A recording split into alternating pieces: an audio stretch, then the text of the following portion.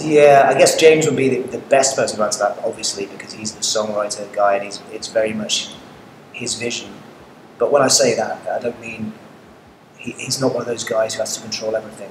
He does his thing, and that guides the music of the band, but he's very relaxed about what each one of us does within the group. Um, so it's very, what's the word? It's very free in that sense. Um, but yeah, as far as the way the music's developed, I guess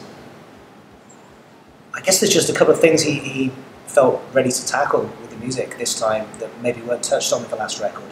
And the most obvious thing for me is really with the vocals, because I always thought that was a big strong point with this group.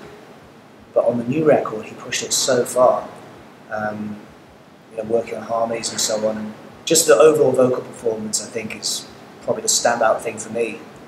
But yeah, there's a couple of tunes in particular that you just wouldn't have heard on the first album or the second. Devil's Advocate would be one. And then, you've kind of got the ballad, almost ballad type elements too. That's a new thing for the band. But he's totally capable of it.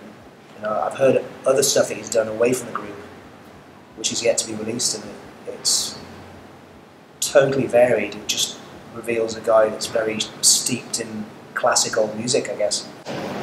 For me now, because it's been so long since I wrote the songs, it's quite difficult to pinpoint exactly what songs or bands were influencing the songs that ended up on the album. But I mean, one thing we never wanted to do, even though you don't sort of sit there and think, right, this is something we want to avoid, but something I think that's always at the back of your mind is that you don't want it to be a pastiche of a genre or a pastiche of a band. You want to kind of show that this is music that you really love, like the golden age of rock music, be it from mid to late 60s through to the early 80s. But you want to show that is a big part of why you do the music that you do. But you don't want to say, we're just going to pastiche this genre or this specific band, because it could be probably quite easy to do something like that, but you've just been a covers band then, I guess. That's not what everyone wants to be, is it? Unless you're a covers band.